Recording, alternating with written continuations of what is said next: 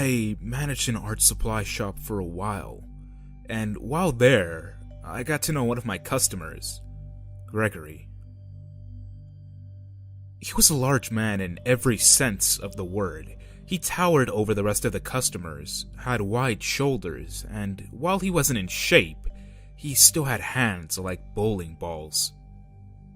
Gregory worked as a city bus driver, but was planning to start a company in some South American country, and was coming to learn more about some crafts so he can take his supplies and know-how with him.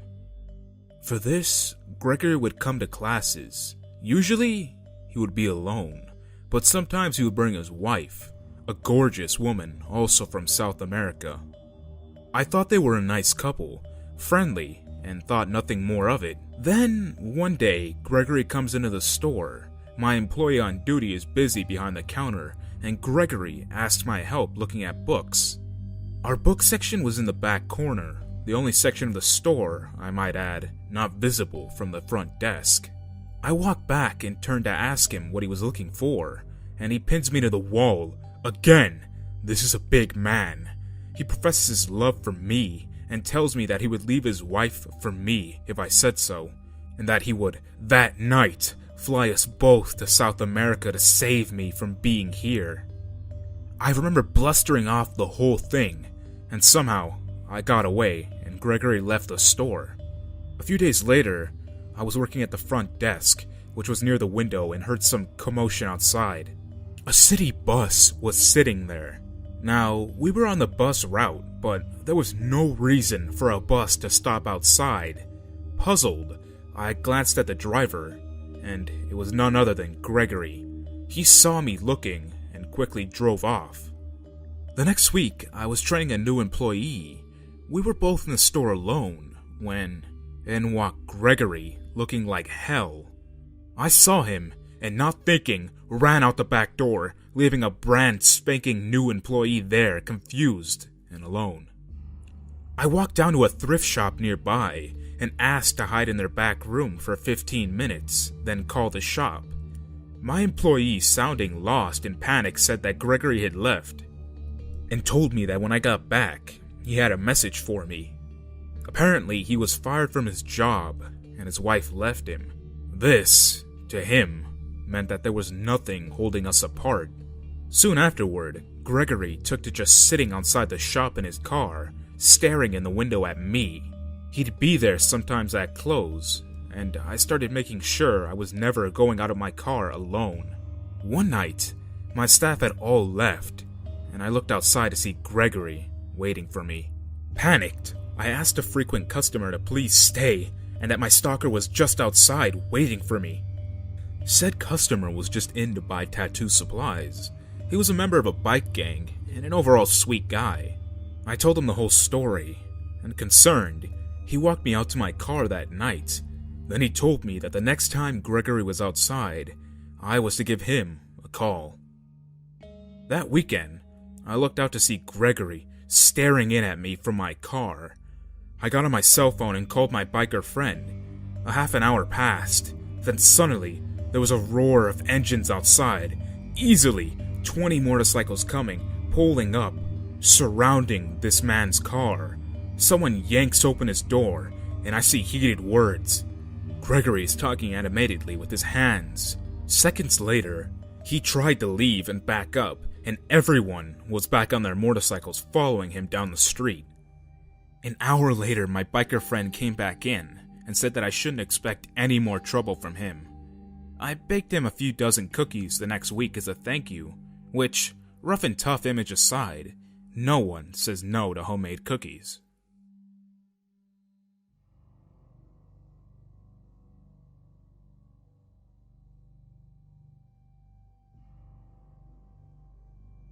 My freshman year of college was one of the funnest years of my life, and some of the fondest memories are from that year.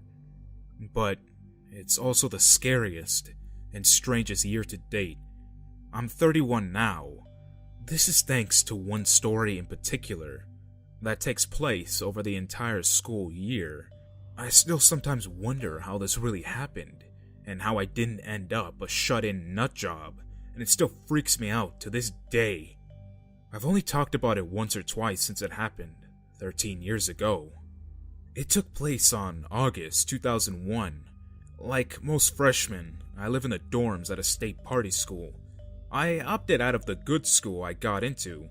I guess I had a little stream to blow off after graduating from a military college prep school. Plus, after a sports injury, I didn't really have any specific plans for my life that went past Saturday night, if you know what I mean. A good buddy from military school, I'll call him Bill, went to the same college and lived a few floors below in the same dorm as me. So, of course, we were getting the party started before my parents' exhaust fumes had even evaporated from my parking lot. For the most part, the first month of college was pretty much like that. Normal. I went to most of my classes, partied just about every night, chased girls around, and that was enough for the moment. But things began to change one night, sometime in mid-September, and college for me would never be normal again. My dorm phone rang in the middle of the night. Hello? On the other end, I can only really describe the voice as the kind you picture when you think about a computer talking. Kinda like the early model cars' GPSs. Hi, Gary. How are you today? Not fully awake. I'm just confused at this point. Who is this? He repeated. Hi, Gary. How are you today? It became clear that I was being fucked with, so I hung up and chuckled. Fucking Bill. Nice one. And passed back out. I ended up forgetting about the call for a few days and never mentioned to Bill or anyone else that I had received that call. About a week later, I got another call around the same time of night. Hi, Gary. I'm watching you. Nice. Very cliche. Seriously, Bill, how are you not knee-deep in an Everclear or Tri-Delt at this hour? Enough already. Cade, who was my roommate at the time, is starting to get pissed off, and then I hung up. I casually confront my oh-so-clever amigo at breakfast the next morning, purposely not trying to bite too hard to give him a payoff that might continue these calls. I also wasn't 100% sure that it was actually him, and not another one of my douchebag friends. He gave off a genuinely confused response. Whatever. So a couple of days after the second call, I came home and saw that I had multiple messages on my answering machine. What the fuck? I barely knew that thing even worked. It's computer voice guy. Message 1. My machine cuts off the first 1 or 2 seconds of the message, which tells me it's a bot set to play message upon message. This was the answer that I received. Hi, Gary. I'm watching you. Message 2. I thought I asked you to answer my calls, Gary. Message 3. Where might Gary be on a Tuesday night? Okay, so one of my friends is clearly being an asshole or bored enough to really push for a reaction here. The next day, I played the messages for Cade, who was around during the calls, which were apparently received earlier in the night when he was still awake. He'd always been a close buddy since we were in junior high, but we'd sort of taken separate paths after high school. So, anyway, he's aware I'm a wild child and thinks nothing of the first couple of messages, but by the third, he looked a little spooked. I then walked down to a couple of other buddies' rooms and casually but immediately bring up the subject, and they didn't know what to think of it. Over the next couple of days, I press all close and semi-close friends, but get 0 answers and 0 suspects. The calls start coming more and more frequently over the next couple of months, starting at once a week, then to once every 2 or 3 days, up to every day by Christmas break. I don't say anything to my family at this point, although I really should have. What started out as a decent beginning of college turned into not showing up for any classes, test, and anything else I should have. My grades reflected this as well, and I'm too busy answering for a 0.67 GPA to talk about some dumb prank that would most likely be dismissed as a pathetic attempt to cover for my grades. I had a very uneventful break, and went back to school determined to become a new man and get my shit together with these grades. So I tell Bill I was just gonna have to chill out and focus on school instead of partying. The first night back, I get my spring semester call from CVG. How is your family in Cyprus? Okay, now this is fucking BS, man. Do they really have the discipline to hang on to a prank this long? I get the answer to that question a few days later. Calls start to become threatening and downright dark. I'm very interested, Gary, in being close to you. I have tools I can bring. It's going to all be over soon. One day, I bring Bill and my other buddies up to hear the messages. I never deleted a single one of them for some reason. I guess when things happen over long periods of time, you don't really feel the cumulative impact until laying out the complete package of evidence. The guys looked like they were shocked. I guess I should have mentioned that some of these calls got really specific in making sure to note specific details about my parents' address, as well as the violence they were planning to do to me. I will cut open your esophagus, Gary, with a butter knife. And all the other sorts of crap that got blurred together through the hundreds upon hundreds of these calls I got over the school year. A chick friend of mine that I really liked in high school named Layla goes to a different school hundreds of miles away. We've reconnected thanks to the good old AIM and talked from time to time on the phone. CVG, which was my nickname for the call guy, had mentioned a couple of times, "your friend," and made threats about this unspecified person from time to time. But your friend turned into your friend Layla. Layla and I are the only two people ever named in these calls, but it did get me wondering if this was a new lead to the source. Layla's clueless when I call her about it, which relieved me deeply. I know that this is a very long story, but you'll understand why I had to explain the situation when I tell you about what happens next. One night we were all out partying and drinking at some hotel, and a different buddy named Carl has a nice big truck we'd all go in everywhere. But he'd passed out drunk at the hotel after pounding an entire bottle of whatever the fuck. I'm not really drinking at night and wanted to get back to my own bed. I snatched Carl's keys to drive back to campus, thinking I'll drive back in the morning to get everyone else. This is one of the few times I'd driven that year, so I wasn't tip-top on my directions. I make an early turn and somehow down a road I've never seen.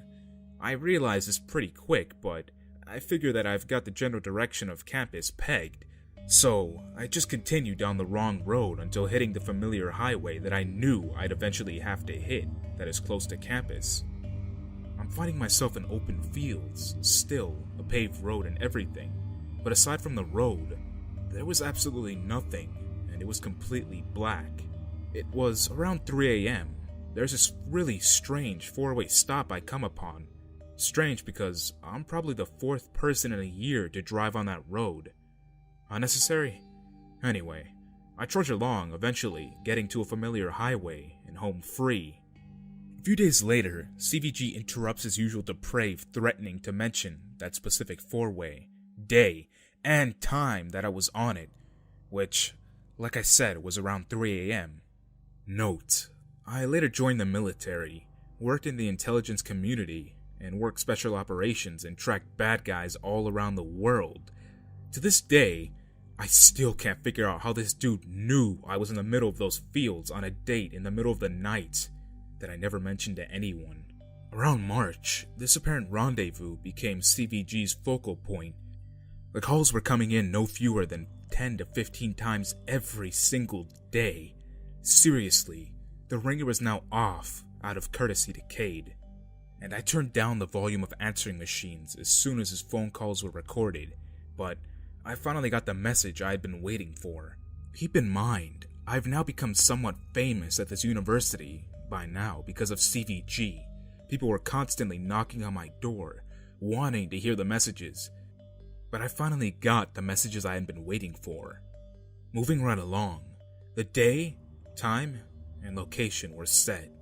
We will meet in front of Coleman Hall at midnight, Wednesday, 27 April, and we will take our friendship to the next level. I know what you're thinking, and yeah, throughout the year I had considered the possibility that I was dealing with a female. Hell hath no fear like a woman's scorn, and I was definitely that kind of dude when I was 18 and 19 years old, the kind that could attract clinginess and anger. But I started to roll out females for various reasons that only a fellow ENFJ would understand. Look it up if you're not understanding what I mean. I could build profiles with a very high ratio of accuracy to available information. This creep just didn't feel like a female to me. It didn't even feel like a peer. I was convinced I was dealing with mid-30s white male computer nerd that I'd at some point in my life come into contact with. It doesn't really matter because what I ended up finding out on the 27th of April was that I was wrong. Of course, everyone wants to be part of this juicy story, and there was a pretty ridiculous amount of testosterone floating around the dorm on game day. This was a real-life creepster and a legit horror story unfolding before their very eyes, and groupthink will subvert caution if properly motivated. These guys were ready to defend me with their lives if I had just asked them. So, while these guys were getting all hopped up on Mountain Dew, I stayed home that afternoon wondering what the fuck I was gonna do at midnight. Of course I was gonna go. I've always been an athlete in good shape. Wrestling, football, baseball teams, yada yada. But I'm still a 19-year-old white male. Good parents, grew up middle upper class, white suburbia, and had a very good life. In other words, I can definitely hold my own in a street fight. But this, whatever this is, doesn't feel anything like a street fight or any other kind of fight I'd been in. This was a disturbed, violent, angry, grown-ass psychopath that has decided to dedicate almost a full year now of his life to targeting and terrorizing me. So yeah, I was a little nervous. My home team crowd steadily built up throughout the afternoon and evening, with probably close to 70 or 80 guys grouped up at our dorm's common area, smoking cigarettes and talking about beating the shit out of people and getting fucked up, and all other generic cliche shit you can imagine. Once the party hour approaches, though over half of our guys splinter off into other various propositions that probably included more traditional fun like beer pong and sorority girls, I'm left with about 15 to 20 member platoon. I decided early that I was not going to allow these knuckleheads to shadow me, but I would definitely use them in case of an emergency. I didn't want to risk him running away, so I let them know that they will need to stay outside in the doors of the common area while I walk out to the meeting spot.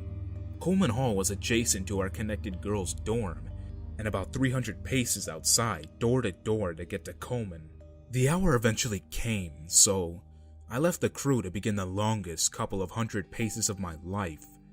The boys can see me through the glass doors, but wouldn't really be able to see me much more once I got through the Coleman Hall door. About 100 paces from my spot, I observed two things at the same time. One, there was some kind of small quick movements in front of the patio walkway that goes all the way around the building. And two, the movement was in a spot along the walkway where only the normally uber bright bulb is out. I'm not exactly sure how I was able to see him, but I suddenly realized someone is crouched behind one of the contiguous cookie-cutter bushes outside the patio perimeter, against one of the building pillars, in dark clothes and a hoodie. He is feet off from the path where I was supposed to meet him, and positioned to where I should really not have been able to see him, given the pillar blocking any shadow, plus the burnt-out light bulb. In fact, I could have easily walked all the way to the door without ever having noticed someone down there. I sort of jump mid-step as this happens, and I see him raise up a little, thinking I might have seen him. I see him raise up and take a step towards me, and fight or flight hits. I've learned that my particular fight or flight chooses fight in more mild situations, flight during intense situations. But for your shit your pants situations, it's scarier to run away with your back to whatever the fuck I'm dealing with. So, I stood my ground and I fought. Before I realized what I was doing, I was in a dead sprint towards this motherfucker, who I'm guessing saw what I couldn't yet, which was my platoon bursting through the glass doors in hot pursuit. The creepster noped the fuck out of there, running on the patio alongside Coleman Hall toward the parking lot. I can tell that this isn't the mid-30s computer nerd I had predicted. Creepster is above average height and above average broad, and built athletically. That's all I could tell, really. I'm not even sure if he was white, because he was at least tan, if not Hispanic or Middle Eastern. I wasn't really paying attention. I was really booking it towards him, right as he turns on a dime at the edge of the building. I realize I'm moving fast enough to catch him, but everyone else is really far behind. I also realized I'm moving so fast that I won't be protected as I turn hard right at the corner of the building. If he stopped there, I was toast. As I turned the corner, I saw the van sitting alone in the parking lot in front of me. Its running and brake lights flicker on and off, and began inching towards the exit. Homeslice is of course heading for the van, which for some reason sent this whole new level of fear to me. This is it. This is really happening, and I'm going to get this fucking murderer tonight. But I can't stop something keeping me from moving forward. I guess I'd come this far, dealt with this crazy bullshit for almost a year now, completely unable to do anything other than try to ignore it. At that moment, I was thinking, I'm not exactly going places academically at this point, and my life doesn't quite have all that much purpose to it. So, if I was gonna die, I would at least know that this crap will at least be over. Plus, I still had a chance to catch this madman before he got away. If I could get close enough to dive tackle, I would still be on my own to deal with the creepster, his driver. And now, I realized that there was a third person that was manning the sliding side door. Awesome. I don't care how badass you think you are when you're a 19-year-old jock. Your chances of taking down 3 grown men that are already violent criminals and prepared to victimize are about 1 in nothing. My turn was wide and slow due to being on full sprint, and I lose ground. I'm probably 20 yards from the lot when he does a flying leap into the side of the van. There couldn't have been any rows of seats for a leap like that. Creepster number 3 slams sliding door shut as van peels out of the parking lot, bangs a right, and was gone in an instant. The relief of not being kidnapped, bound, and gagged in that van with 3 psychos who most likely had some pretty horrific plans for me is now just as strong as the dread of the fact that this is still not over with. I was speechless, and so was my platoon as they caught up a minute later. A few of them caught up enough to witness the parking lot scene, but no one was talking. Testosterone had been replaced with genuine and earnest concern. They all just stood there with me, catching their breath and making sure that I was all right. One guy asked if anyone got the plate number, and not even I did. There wasn't even enough light to do so. We finally started walking back, and I'm reliving the scenes as we retrace our steps as we got closer to the original meeting spot, and I see something that scares me more than anything else.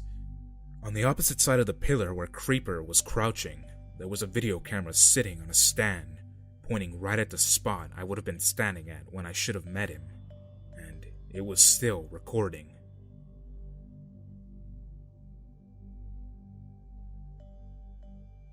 A bit of background info. This happened last year. I moved to Brisbane and started working full-time in an automotive workshop. After about 6 months of working at this place, I started to notice the phone was ringing a lot, but whenever I answered it, the other end would say nothing and then hang up after a few minutes. This would happen about 3 to 4 times a day. After about 2 months of starting getting letters at work addressed to me with my whole name, which was considered odd, as I was only on a first-name basis with a lot of clients. All the letters stated how we were meant to be together, how he didn't want to hurt me, and how he would look after me. When the 4th letter arrived, it turned violent, saying he was angry, and that he was taking me to get married and have his children. I wasn't responding to his letters, and soon after called my mom to decide to go to the cops after work. I sent in a complaint to the police, but there wasn't much else they could do. The next day things became rather serious as a letter was now on my doorstep saying I was now dead for going to the cops. I had a bit of a breakdown, went to the police, and was put on high alert as they truly feared something bad was going to happen. A couple of days went by, And thank God, nothing happened. After a couple of days, I started noticing my bra and underwear started going missing off the line. But the police didn't think it was the same guy. A week after going to the cops, I received another letter. This time, it included photos of me sleeping, and then described in detail how he was going to kill me. I'm almost at the breaking point. We put a wooden block on my window so it couldn't be opened. Cops decided to patrol my area the following night. And the same night, I heard a massive bang on my window.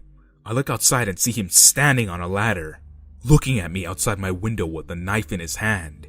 I start crying and screaming, and he is still trying to get into my window. My mom comes in my room and calls the cops immediately, and the creepy stalker runs off. Even though I was on high alert, it took the cops 1.5 hours to get there by the time he was long gone. It's now been 7 months since the last incident, and I'm still living in the same place, and the cops never found out who it was. Thankfully, I've never received any more letters, and my window now locks and can no longer be opened from the outside. Edit. I've just received a call from my mom. Someone broke into her workplace and all the letters I was given were all over her office.